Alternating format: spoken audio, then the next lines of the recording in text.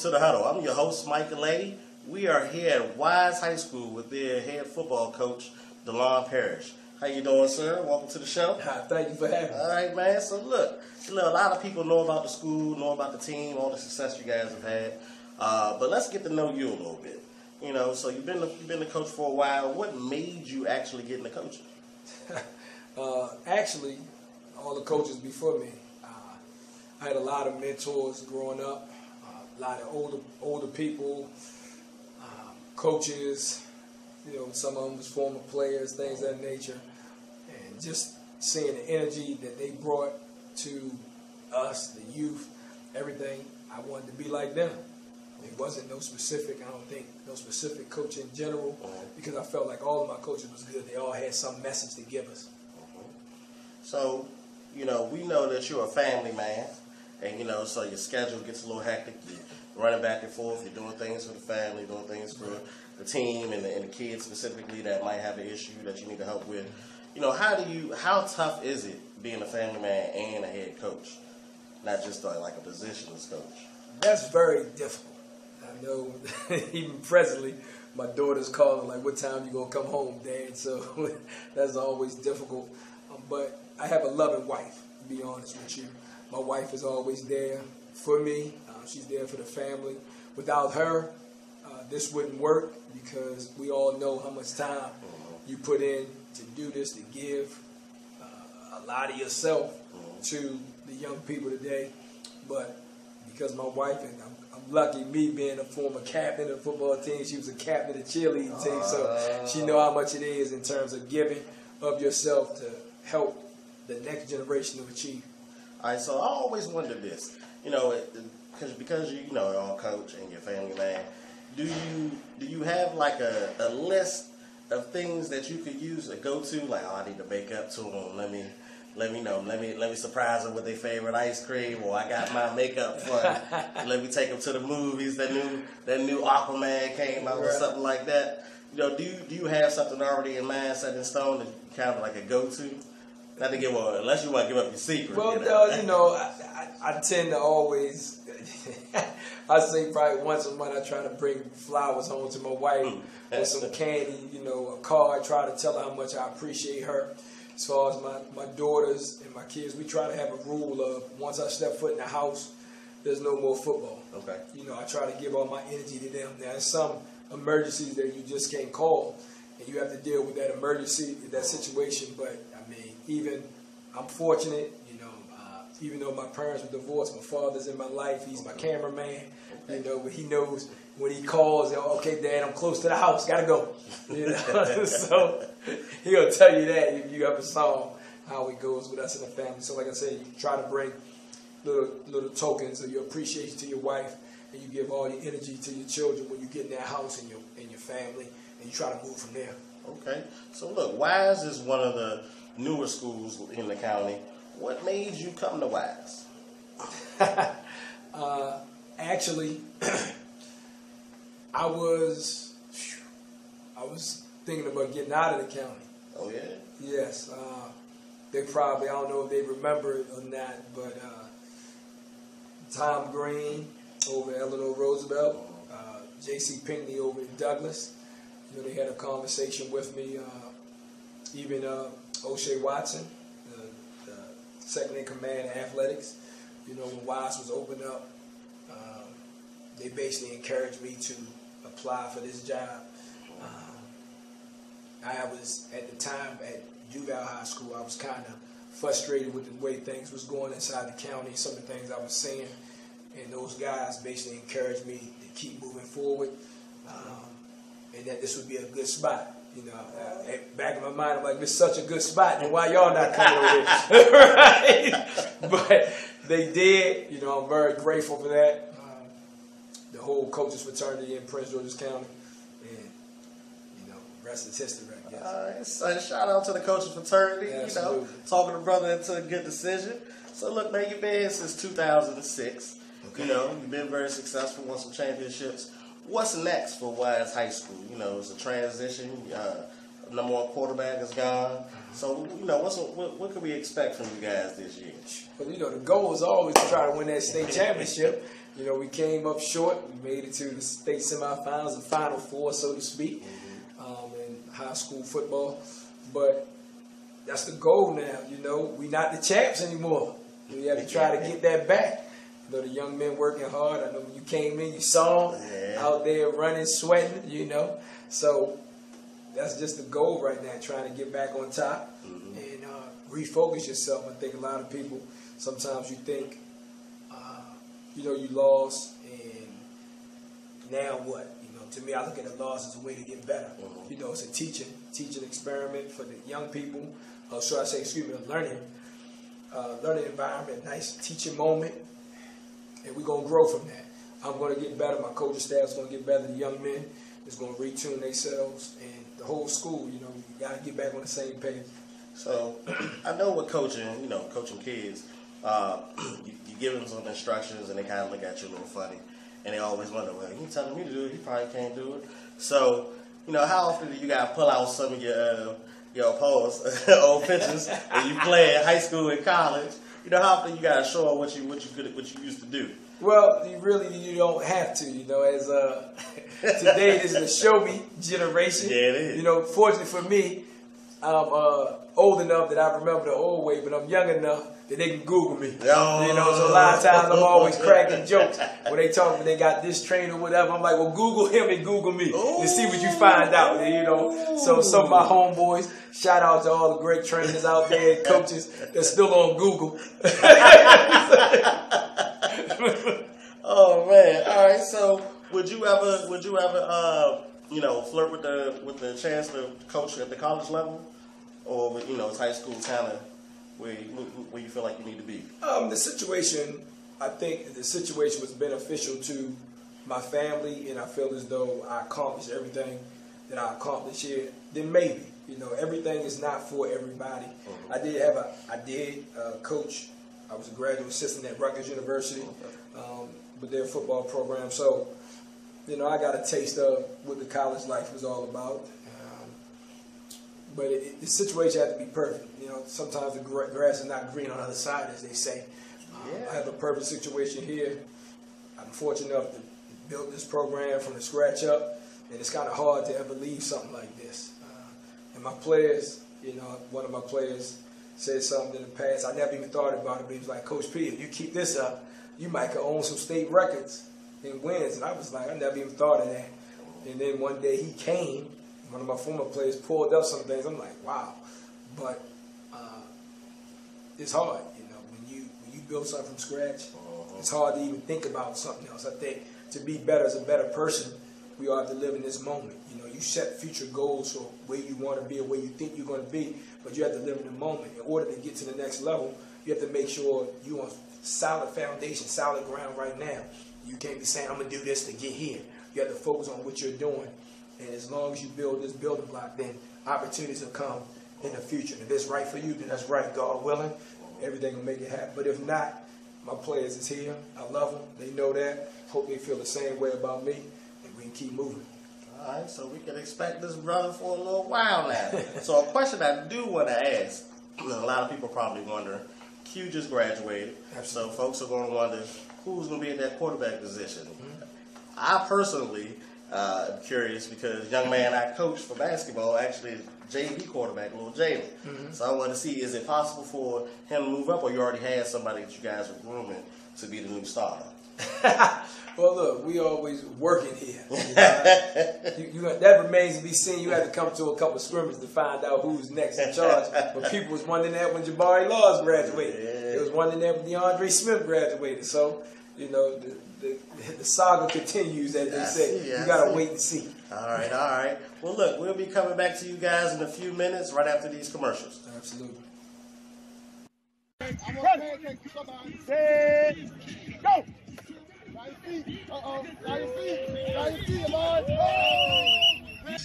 Will Powell, Maryland Elite. It's a program for all-star kids in the DMV area. We opened it up to the entire DMV, not just to Maryland, but our team is called the Maryland Elite. What we tried to do here was create a true all-star teams. Like, these aren't hand-picked kids. These are the best kid that performs today. That's the kid that's going to make the team. Man, y'all look good out here, man. I know y'all got more energy than that. Y'all ain't get started yet, man. How y'all doing? That's good, man. I'm Josh Morgan. Went to Virginia Tech, born and raised from D.C., graduated from H.D. Wilson. Got drafted to the 49ers, played for the Redskins after that, the Chicago Bears after that, the Saints after that. So like you said, I did pretty good for myself. I couldn't do nothing I did without all these volunteer coaches that ain't. Welcome back. We're here with Wise head football coach, Coach Parrish.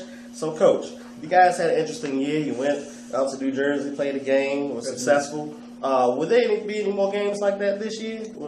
Not in the next 2 years. Not in the next 2 years? Okay. The county locked our schedules up. Okay. So because of the way the state points about to change, or the playoff system, so to speak, it's going to make it very difficult for public schools to travel outside the state now.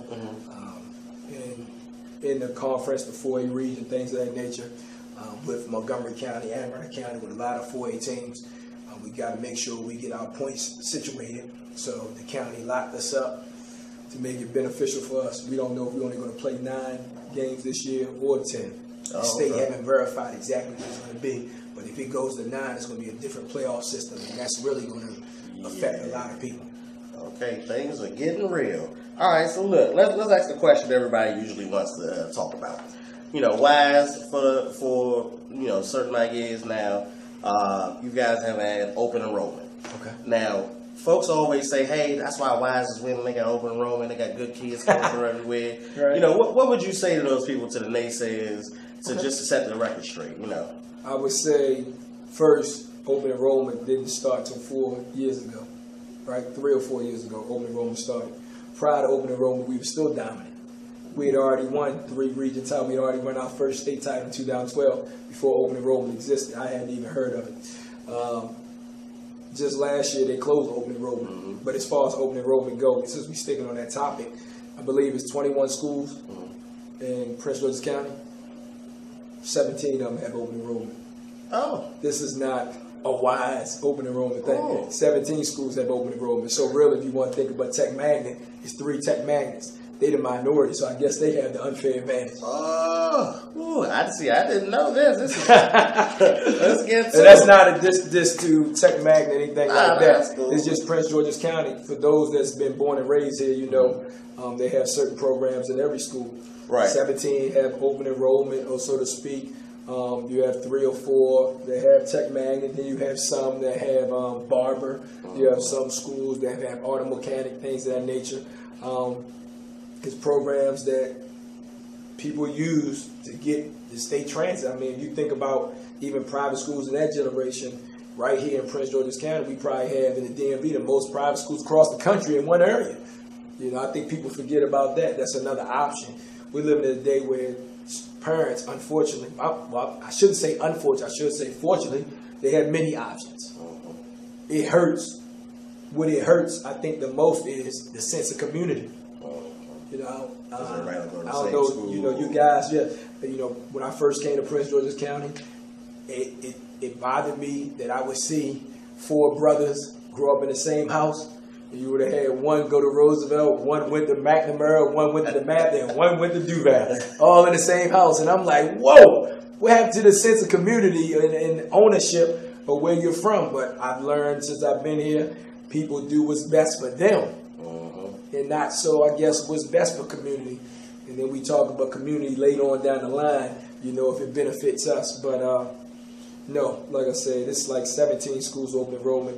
And by the way, we don't have it anymore. So it took us off the list, so to speak, even though we're still under enrolled. Sound like people got a lot of gas money in their household. You know what I'm saying? That's what sound like to me. Hey, pass me some. We in the DMV, baby. I only use 87 now. You know what I'm saying? So look.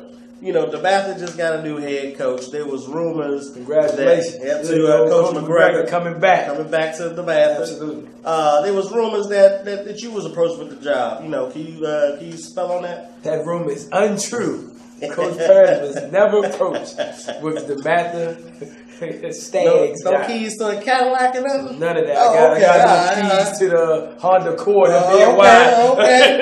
I was going to ask the bar, you know, got a special date coming up. No, I was just joking. All right, so another thing that's been going on, a lot of folks always wanted to see Powerhouse and Wise play on another Powerhouse in DeMatha, and nobody could get the game going, and nobody could understand why it didn't happen.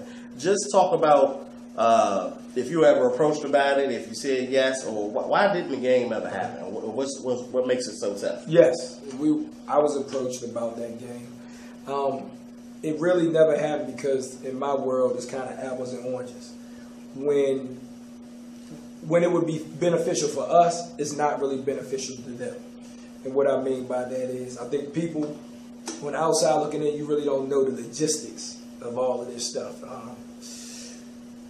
In the state of Maryland, we start, for the most part, August 10th, August 15th, stuff like that. They start August 1st. That's a big difference when we talking about they're going to have 20 more practices than we have. We play that first game of the season when we pretty much have an open date. That's pretty much their second or third game. I once posed this question to somebody. I said, let's say you being a smart man, right? You're the head coach at the University of Michigan. I'm the head coach at University of Alabama. NCAA comes up to you and says, this year I want you to play Alabama. You like, let's do this. But this year, you will not have spring football.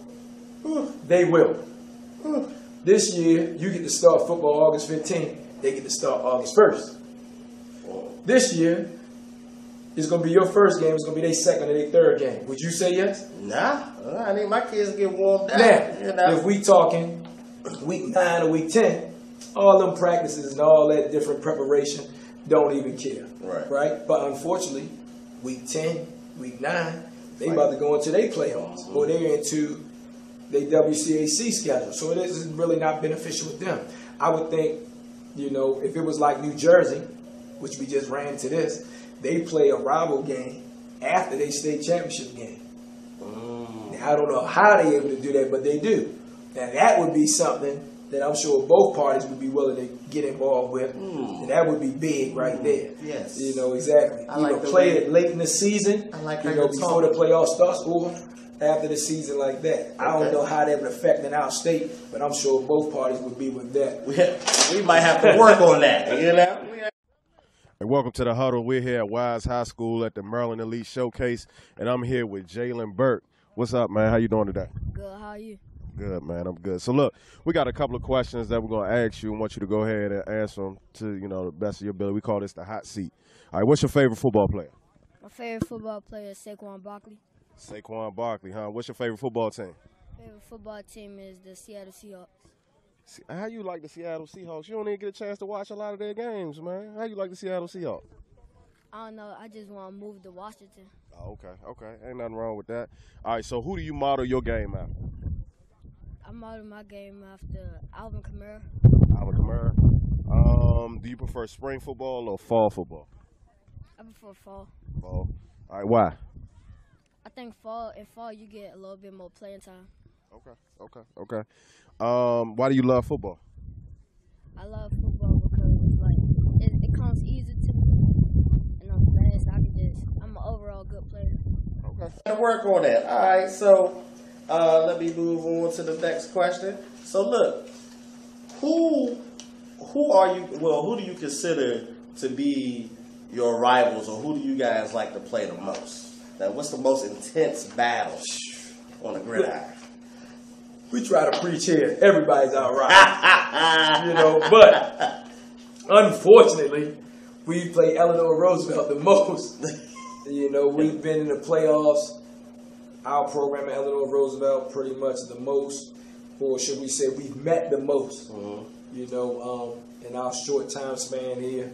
And it's turned into a rivalry of sorts of that, with us meeting so many times more than any other team in the county that we've met. So, some people look at that as Eleanor Roosevelt and Wise. That's our typical rival in that respect. But we like to say everybody's our rival. Everybody's gunning for us. And before we was on top, we took it the same way. We're gunning for this particular team that's at the top. And we was going to try our best to make that team our rival. But now we preach everybody's important. everybody's all right. Everybody's coming for us, so we got to try to give our best shot at our opponent, anybody that we face that particular day. You know, we played the team in New Jersey. They was coming down here piping New Jersey football, so we had to feel like we had to defend Maryland. Oh, that's our problem today, baby. It's Maryland versus New Jersey. So, you know, if you take that attitude, again, living in this moment, living today, I mean, how can you go wrong with that? Okay, so a question that I always wondered was, you know, you mentioned the different 4A schools in the other counties. Anne Arundel has a lot. Is it possible to have inter-county play such as that before the playoffs, or does the state restrict it? No. Oh, okay. If you have an open week, and they have an open week, you know, that's beneficial because we all start pretty much at the same time. It's a statewide thing with public schools. But a lot of times they don't want to do that. You know, why face a team in a regular season that you're going to play? You may have to play in the playoffs. Yeah. You know, it's even hard to get them to scrimmage. You know, really? We're fortunate. I scrimmaged Northwest out in Montgomery County. And that's pretty good over there. But me and him went to the same college. So, you know, we had something interesting in Coach Naismith over at Paint Branch. We scrimmaged, but I guess it would be very difficult to try to play that game when you consider your conference tough with the way the state points is, and then you're going to schedule an out-of-conference team that's in the same region or, you know, the same division of line. Right. Oh, that could be difficult. All right, so last year you guys won against Prince Orchard in the state championship. This year they won, but they had to beat you guys to get to the state championship. You know, what was the emotion on the sideline, considering that, you know, they was really gunning for you guys? You know, it was a tough victory against them last year, and you know, so you just came up a little short this year. What did you tell those young men in the locker room after that game, especially the ones who already had faced them last year and won? Well, prior to the game, it was very difficult. With us playing my fourth time, it was very hard, and I'm gonna have to blame myself on trying to get the young men to stay up for our opponent. You know, trying to make them realize that this is a different team, it's a different group of young men for us, it's a different group for them. You can't live off your past, and you got to move forward. You have the opportunity to play them and try to win. People in the past, teams in the past have done it. I think their energy level was on something incredible. And I felt like it was a whole county versus Wise High School, and I don't think our kids matched that intensity like we should. Things started going bad for us early, and it spiraled out of control. After the game, I mean, you just have to. It's life. You're not going to win every battle in life. You're just not. And it's how you respond to adversity. Fortunately, we have a lot of young men coming back. I was saddened by the seniors that was leaving, that never experienced defeat, but they're going to have to move on in life.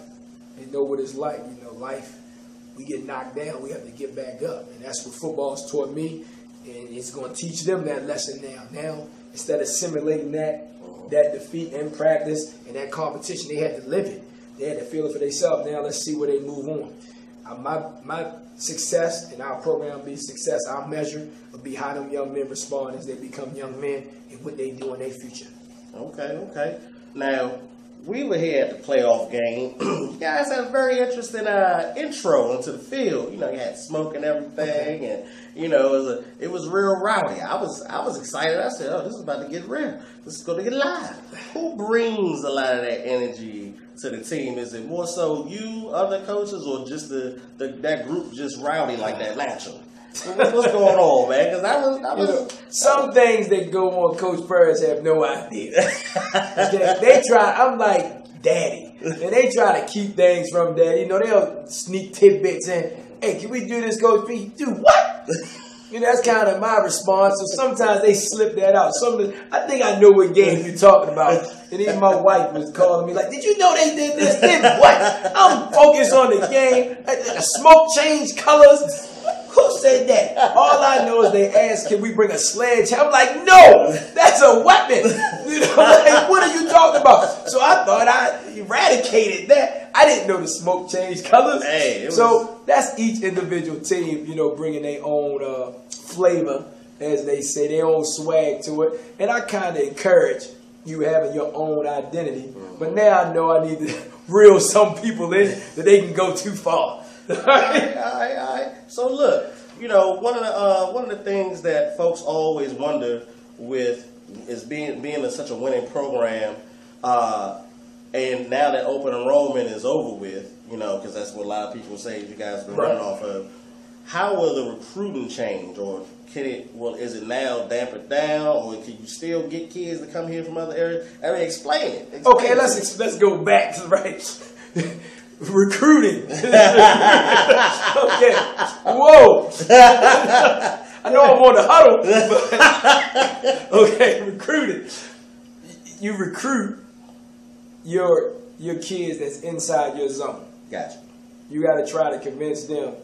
I never thought I would have to do this in public school, but you got to try to convince them to stay at your public school and not go to private school in Prince George's County. That's like a big thing. You know, everybody wants their big ticket for whether it's academics, athletic, whatever. Everybody's situation is different, but you have to try to convince them that you have the things necessary for them right here at Wise High School. So I believe every high school, public school is recruiting their zone as heavy as can be. The open enrollment, that was ways for people to come in. So did I go out there and try to get somebody else to come in here? No. If they came to me and told me they was already getting in through open enrollment, that's a whole different thing for me. But you trying to encourage your kids, recruit in your zone heavy. I'm fortunate that we're in Upper Marlboro. One thing that people don't understand about Upper Marlboro is Upper Marlboro kids, especially if you ever look at the whole Prince George's County, I believe some of the best players come from the south side of the county. I just do.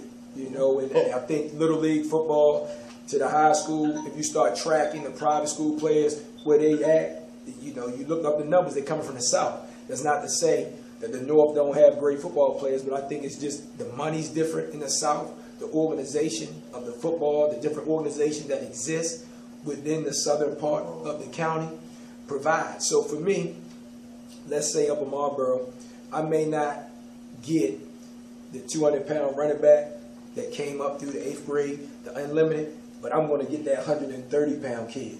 And he's been playing since he was 5 years old. So whereas the north side, they might only get 3 or 4 kids like that to go to their public school. So it may seem like we have all the talent in the world, but I think what it is we have kids that's been playing from the time they was young. And they may not fit the dimensions of some of the players or the bigger programs across our state, but them kids are hungry and been playing for a long time. So we can succeed with a 150-pound running back.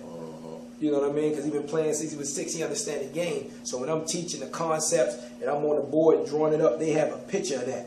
Where some coaches is dealing with young men that never had that picture, never played, or it's only 4 or 5 of them, and then they're trying to get young men to play football. You saw the workouts. We had like 100 kids out there working out in the hallways, running up and down. We got to split the weight room in half. So it's a little bit different. Majority of those kids played football. Then I got to recruit the hallways to get 20 kids to get out to try it. And as we going through our off-season program, if we only keep 10, that's a win.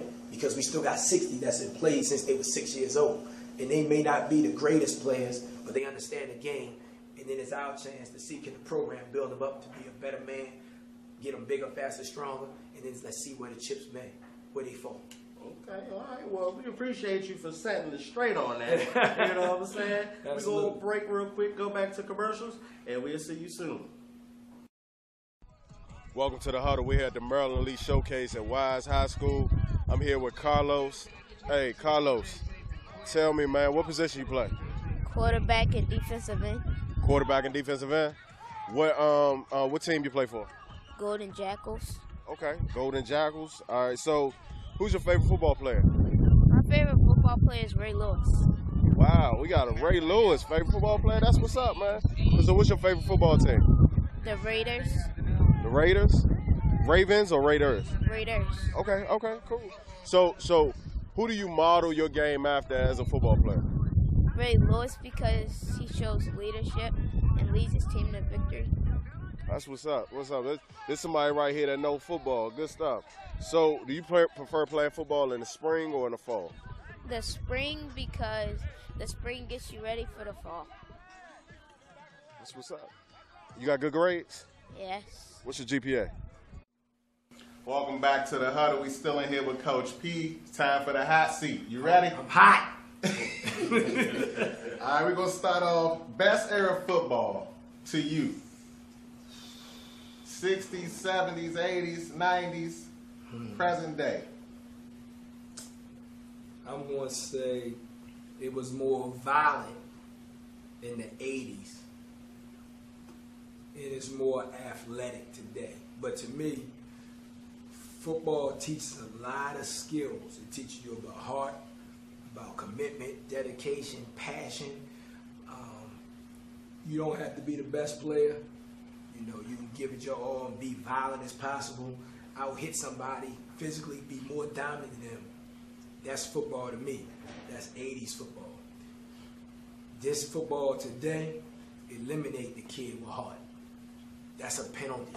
Hitting him certain type of ways, that could be a penalty. Nah. You know, so they're trying to take the violence out of the game, and I understand that, but it's eliminating a lot of good people that taught them about working hard, about never giving up, about you might not have the skill set of the man across there, but be more physical than him, be passionate, never quit. With the way the rules are, you kind of eliminate that player and the passion for the game, how I feel. In the 80s, they had everything. You saw the athletic people, you saw Walker Payton them out there, you know, you saw violence. I don't know what else to tell you, you know, that's what you grew up on, that type of football, you just remember what it was, you know, as they say, real men out there, right? They did get to it. So who you got in the Super Bowl? Who you got winning the Super Bowl this year? That's tough. That's tough. Again, going with the way the rules are today, it seemed like any given Sunday, or now some games on Saturday, you know, that the referees can control the game. So it's hard for me to make a pick. If you ask me, regardless of the refs and all that different things, make a pick, I think the safe bet would be the New Orleans Saints. I think that would be the safe bet right there. But depends on the matchup, where they go. I think nobody would have thought Dallas would have beat New Orleans. I think they played 10 times. They probably only win once, in my opinion. But it's only that one day now. It depends on how many of them flags going. You ever know you watch a game and you sitting there saying to yourself, every time a big play, everybody's looking around? Yeah, they waiting for that flag. Did you do that when you was younger? Nope. There you have it. All right, let's see. Greatest football coach. NFL. I'm limited to the NFL. Yes, you gotta say Vince Lombardi. That's what the trophy is named after. True. What more do I need to say with that? All right, so favorite NFL team. You can say it since you said it off camera. Go ahead and tell the people favorite NFL This team. is gonna make me the most hated man in the DMV. Okay. America's team, the Dallas Cowboys. My man. Do you have a favorite NBA team? My heart was left when Jordan retired from the Bulls. When Jordan retired from the Bulls, Coach Purge retired from teams. I like players now. Okay, I ain't mad at that. So we usually ask top 5 running backs, but I'm going to ask you top 5 safeties. Every. Okay.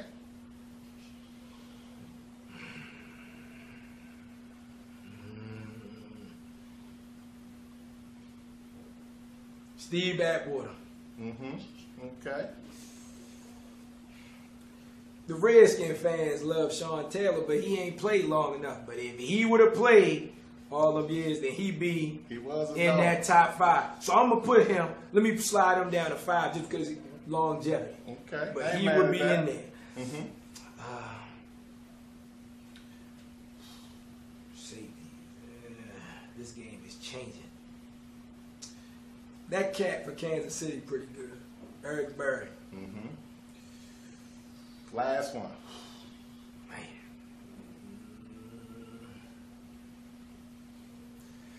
Hey, man. The cat up there in the Eagles. Brian Westbrook. Was that Brian, is it Westbrook? No. Dawkins. Dawkins. Yeah, Dawkins. Brian Dawkins. You mix that up any 5 you want. You got people that can cover. You got people that come downhill. You got people with range. You got people that ran punts, kickoff, played special teams. I think a lot of people, you ever asked, all of them cats probably went both ways in high school. True. And you had big, rangy. I mean, I don't know how you could go wrong with those 5. I ain't mad at that. Favorite football movie? Favorite football movie? The Program. One of my favorites. Last one. Better athlete. Before he hurt his hip, Bo Jackson or Deion Sanders? Deion! Deion can catch! Deion can catch! But Bo could do everything before That's he by hurt the his commercials. hip. Hey, you got any messages for the kids before we let you get out of here? Be the best you can be in everything you do. Don't worry about the future, worry about the day. Think about being the best today, and your future will come special for you. Appreciate you. Coach Parrish, Thank you for having me. welcome to the Huddle. Appreciate it.